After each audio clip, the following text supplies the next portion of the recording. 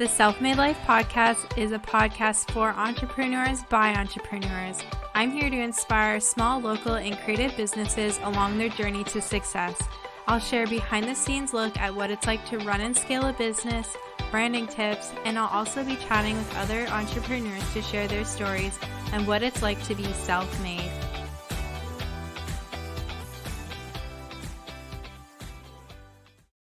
Hello, and welcome back to the Self-Made Life podcast. I'm your host, Ashley Wyatt from Monarch Design Co.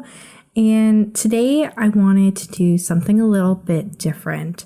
I wanted to share 3 things that I've learned with being full-time in my business. So in case you missed it, a few weeks ago, I celebrated my 3rd year of business with Monarch Design Co. with being full-time.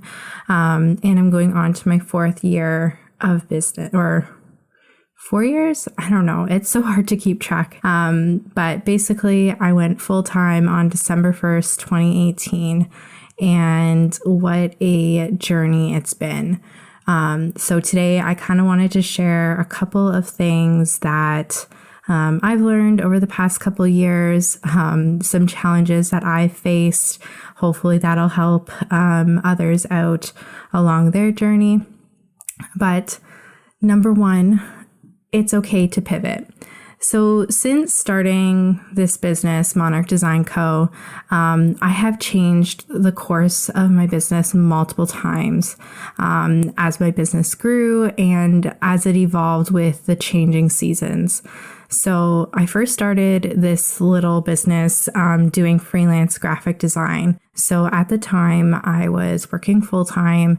I was also did like a little side hustle of selling jewelry through Stella & Dot, which is it's like a multi-level marketing company, and you know, it had its pros and cons, and I was kind of like that unicorn that just, wanted the free jewelry and signed up. And of course, the overachiever that I am, built a small team and really enjoyed my time, doing jewelry. It was something different than, what I was doing in the day to day, and I found joy in it. And I think, doing, this side jewelry business really got me out of my comfort zone and out of my shell a little bit. But it came to a point where I was designing and creating more business cards for stylists than I was actually selling the jewelry. So I was doing freelance graphic design, kind of like one-off projects, business cards, so many business cards. Today, I still have stylists reaching out to me on Facebook, asking for business cards. I don't offer them anymore. I also did some branding and some website work for other creatives and other businesses. And then I eventually, started learning calligraphy and making laser cut products at the public library. So at the time, Tane and I were working opposite shifts. He was working evenings, afternoons. We were living in Burlington. I was super lonely, didn't really know anyone. And I just needed a break from my day job. So I started learning calligraphy, and I learned through the Show Me Your Drills, led by Becca from the Happy Ever Crafter. I will link that below. And it just was really soothing. It was like a great way to de-stress at the end of the night. And then I also found like a laser cutting machine at the local public library.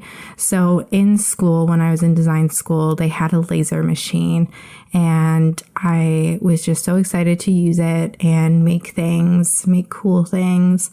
And I used it a couple times. And then after I graduated, I really wanted to like still make cool things, but didn't really know where I could go. I obviously couldn't go back to Sheridan or York and use like their machine. So I ended up finding one at the local public library, and they had a really great maker space. And it was a great community. I really enjoyed my time. You know, I would go after work, they would have like open hours, and I would make things, cut wood signs, cake toppers, meet other people, see what they were working on. Got to really know the people running it. So I really enjoyed doing that and making those connections. And then I eventually did more wedding signage. I taught calligraphy workshops. I did on-site calligraphy services for luxury brands at Holt Renfrew, like David Yurman. And that was really fun and interesting. And I did a couple of like corporate events at the local mall, and so Mapleview Mall in Burlington and Oshawa Center. And I got to meet so many great people and, you know, teach them calligraphy. And through teaching those workshops, I eventually started teaching at a college in Toronto, typography. And I'm still teaching at a college now in their graphic design course or program. And it's just been like so amazing to see, being able to share my love and passion of typography and graphic designs with young talent. And it's just so great. I actually am teaching in about an hour from when I'm recording this podcast. So and now, then I kind of like pivoted to wedding stationery with my own wedding invitations, and that kind of snowballed. And, we worked with some really great, amazing couples. And then, the pandemic hit, and we're like, crap, all of our wedding clients had to postpone, and some of them are still postponing like 2 years later. We ended up working with a partnership, and that didn't end up working out. It was great for about over a year, and with that partnership, it kind of like led us to move to Barrie and with my in-laws, which we're so grateful for, especially during these like crazy times. It's been such a roller coaster, and I've pivoted my business like multiple times, from critically ill family members to partnerships that didn't work out, global pandemic, global supply chain shortages, a big move to a new city. And all this to say that, it's really okay to change the direction of your business. You're in charge. It's your business. It's your life. Make it however you want. So now I'm focusing back to my roots, branding and web design, which is essentially what I went to school for and what I find the most joy in. I get to help like-minded entrepreneurs and creative business owners, wedding vendors, really, get confident in their business and shine and really, explode. So that has been really rewarding, just to see the immense growth that our clients experience after working with us. It's a great return on their investment, and I'm like their little cheerleader. I love to kind of cheer them on and share everything that they're doing, because it's just so great to see what they're doing, the confidence that comes out of it. It's okay to pivot. It's okay to say no to things that no longer serve you, even though it is really hard. I still get people asking me like, can you do invitations? Can you do calligraphy ornaments? And it comes to a point where, saying no is okay. And it actually opens up new doors, or other opportunities that are a hell yes. So if it's a hell no, if it's not a hell yes, then it's a hell no. And just know that it's okay to change. So, number 2, bet on yourself. So when I first went full-time in my business, I really wasn't ready. I was given an ultimatum by my boss, aka also my dad, to either quit your business on the side and take over this business one day. And I was basically burning the candle at both ends. I was taking my vacation days to work my butt off to fulfill Etsy orders, wedding signage orders, just like to work in my business. And it was just getting too much. Go and build your own creative empire. So that was kind of the ultimatum. Either take over this business one day and, squash your dreams of your business, or just go and build your own business, your own creative empire. So that was right before I went on a week-long trip to Disney World with my in-laws, which is the happiest place in the world. And naturally, being me, I stressed out the entire time. I came back and did one of my first markets. It was Burlington made. It was a really well-known market at the time. I did on-site calligraphy ornaments. It was a great hit. We were so busy. And then the next day I taught my first calligraphy workshop. That was across the street at a little coffee shop. Megan Bouchard took photos. It was such a great turnout. And, both just brought me so much joy that I knew that I had my decision. So when I went in the next day, I guess my dad was proactive and replaced me while I was away. And so on December 1st, 2018, I chose to bet on myself, and I've never really looked back. I mean, I'm not going to say never really looked back. There have been times, especially in the past year with this crazy pandemic, that have thrown a few curveballs my way. And it hasn't all been easy.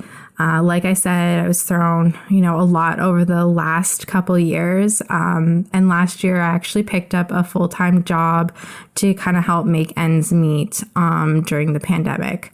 And that was by working at a large craft store. Yeah, the one. I'm not going to mention the name here. And that was in their framing department, making frames. And I was the framing manager, which was kind of huge. And I was whoa, this is a lot. But I basically walked into a tornado, and it was just so crazy and overwhelming. It was the busiest time of the year. And it just wasn't for me. I just knew that it was a test from the universe, and that I knew that I needed to let it go, and really just bet it all on myself. And right after I did that, I really got back into branding and web design, and really built up some incredible businesses, and helped them with their rebrand, like Juniper Floral Studios. We just had Kate on the podcast a couple episodes ago, and just seeing her flourish, no pun intended, after her rebrand is just incredible. Events by Sarah Megan and a couple others, and it's just seeing the direct impact that I had on these small businesses really catapulted me into realizing that this was my true calling and what I really did need to share with the world. So all this to say is trust your intuition, bet on yourself. Ultimately, it's always up to you. You can design your own life however you want. And it's just all about, putting your trust and faith and energy and doing the work to get you there. So yeah, Number 3 is be authentically you. So I know that it's really scary to take those first steps as an entrepreneur. You might be thinking like, what is my family going to think? Or what is so-and-so going to think? What if I fail? But I just want to say this, but really, like, what if you fly? Okay, I need to take a little break and just share one of our favorite tools, which is HoneyBook. So HoneyBook is our CRM system, and we really can't live without it. We have been using it for the past almost 4 years, and it's been like life-changing in our business. So from leads that kind of filter through our website form, it kind of populates into a new project for us, and seamlessly we can send proposals, we can schedule calls, we can send over invoices, contracts, brochures. And what I love most about it is it's just so easy on the client end, and we are able to get paid quickly and efficiently. And we're able to keep everything together in one easy and simple to use spot. So if you are looking for a client management system, I highly recommend HoneyBook. It has been a total game changer in our business, and I have no doubt that it'll be a total game changer for you too. So if you want to use our exclusive 50% off your first year, you can head over to our website, the monarchdesign.co/resources, and click get 50% off HoneyBook and start like utilizing your time better. This thing has literally changed our lives, and I wouldn't be sharing it if I wasn't like raving about it. So definitely give it a try. Let me know what you think. I also wanted to mention they have a setup concierge. So in, I think, your first like week or so, you're able to work with someone directly in HoneyBook, and they're able to set up everything for you. They're able to set up your contract, all your files, all your services, your pricing, so that literally when you go to send a proposal or invoice, it is so simple. You can also work with workflows, so you can schedule emails, you can put together workflows so that, like, let's say you are working with a wedding client and, you know, you want to send them a questionnaire or timeline schedule for like 2 weeks before their event, you can definitely send that and put together a workflow so that you're kind of working smarter, not harder.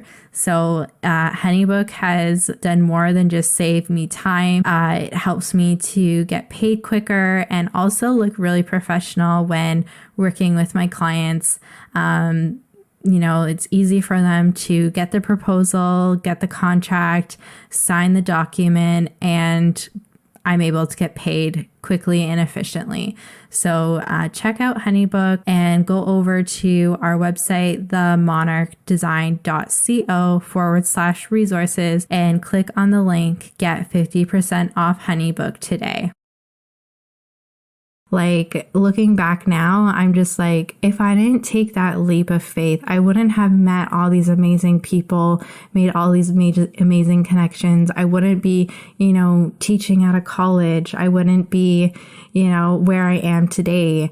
And I just would have been miserable. And, you know, like maybe I would have, you know, had different things like, you know, owned a house by now, or, you know, seen things a little bit differently, but would I actually be happy? So just show up authentically with confidence and serve others, you know, not to be like religious or anything, but like God gave you these beautiful gifts, like share them with the world. Like you're meant to share these things and just, you know, lead this beautiful life however you want to.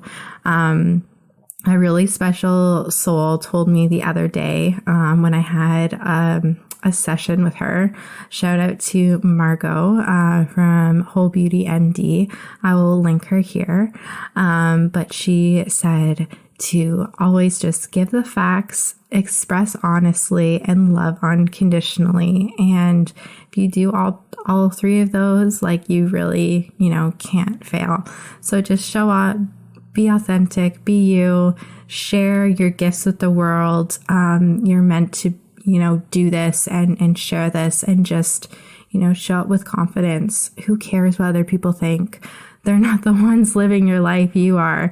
So, I still get, scared with like showing up on Instagram. Even like, starting this podcast over again was like a huge thing for me. Like, I was so nervous to really, do this on my own. Like, what would people think of me, doing this podcast without Sydney and Megan? And it was scary, but, I just had this calling that I needed to show up on this podcast, and I needed to continue it and share with the world, my experiences, my stories, my clients' stories, all these tips and tricks that I've learned over the years, to really like help others, help other entrepreneurs grow, or aspiring entrepreneurs, like take that leap of faith and really just show up authentically, bet on yourself, and, that it's okay to pivot.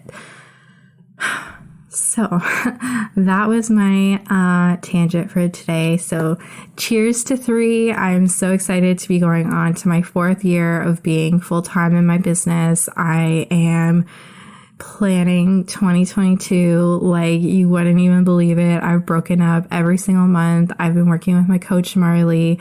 I'll tag her here, and I'm just so excited for what the future holds. And it's just, when Monday comes around, I'm so excited to like get out of bed and just like do what I do. And it's like I have so much like overwhelm of like gratitude that, I get to do this every day. I get to serve my amazing clients. I get to help these small businesses.